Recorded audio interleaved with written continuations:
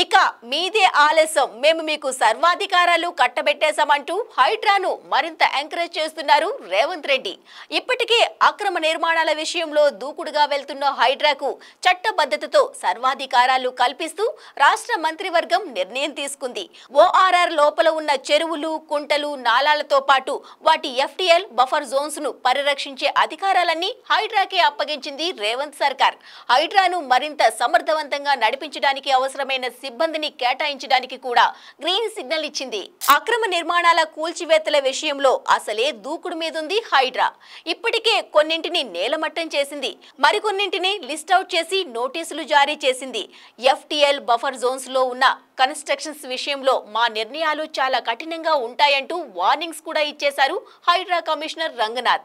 ఆ జోరును కంటిన్యూ చేయమంటూ హైడ్రాకు మరిన్ని అధికారాలు కట్టబెట్టింది తెలంగాణ కేబినెట్. హైడ్రాకు చట్టబద్ధత లేదంటూ విమర్శలు రావడంతో వాటికి చెక్ పెట్టేస్తూ ఆ సంస్థకు విశేష అధికారాలు కల్పించింది. కబ్జాలు, అక్రమ నిర్మాణాల విషయంలో అస్సలు తగ్గొద్దంటూ ఫుల్ పవర్స్ ఇచ్చేసింది. తెలంగాణ భూ ఆక్రమణ చట్టం 1905కు సవరణ చేసి కొత్త చట్టాన్ని తేనున్నారు. దీనికోసం ప్రస్తుతం ఉన్న భూ ఆక్రమణ చట్టంలోని 1A, 7A సెక్షన్లను సవరిస్తారు. అసెంబ్లీ సమావేశాలు లేనందున ప్రస్తుతానికి చట్టం తేవడం వీలు కాదు కాబట్టి తెలంగాణ భూ ఆక్రమణ చట్టం 1905 amendment ordinance 2024ను తేనున్నారు.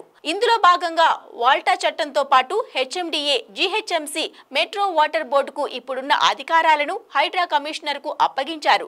Telangana core urban region పరిధిలోని ప్రభుత్వ స్థలాలు, చెరువులు, కుంటలు, నాలాలన్నీ పరిరక్షించే బాధ్యత ఇక మీదట హైడ్రాదే. ఓఆర్ఆర్ లోపలి కోర్ అర్బన్ రీజియన్ లో జీహెచ్ఎంసీతో పాటు 27 అర్బన్ లోకల్ బాడీస్, 51 గ్రామ పంచాయతీలు ఉన్నాయి.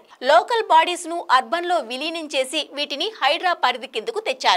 వీటిలో హైడ్రా కమిషనర్ కు అవసరమైన అధికారాలు కల్పించేలా చట్ట సవరణకు కేబినెట్ ఆమోదం తెలిపింది. కోర్ అర్బన్ సిటీలోని అన్ని చెరువులు, కుంటలు ఆక్రమణలకు గురి కాకుండా సీసీ కెమెరాలతో నిఘా పెట్టి ఇంటిగ్రేటెడ్ కమాండ్ కంట్రోల్ సెంటర్ తో అనుసంధానం చేయటం, హైడ్రాకు అవసరమైన 169 మంది అధికారులు, 940 మంది అవుట్ సోర్సింగ్ సిబ్బందిని డిప్యుటేషన్ పై తీసుకోవడానికి మంత్రివర్గం అనుమతినిచ్చింది. చట్టబద్ధత లేదన్న విమర్శల నుంచి ఫుల్ పవర్స్ ఇస్తూ ఆర్డినెన్స్ రావడంతో హైడ్రాకు పూర్తి స్వేచ్ఛ లభించినట్టే. నోటీసులు ఇవ్వడం, కావాలంటే ఎక్కడికైనా వెళ్లి పరిశీలించడం లాంటి అధికారం చేతిలోకి వచ్చింది కనుక హైడ్రా నుంచి ముందు ముందు మరిన్ని సంచలనాలకు సిద్ధంగా ఉండాల్సిందే.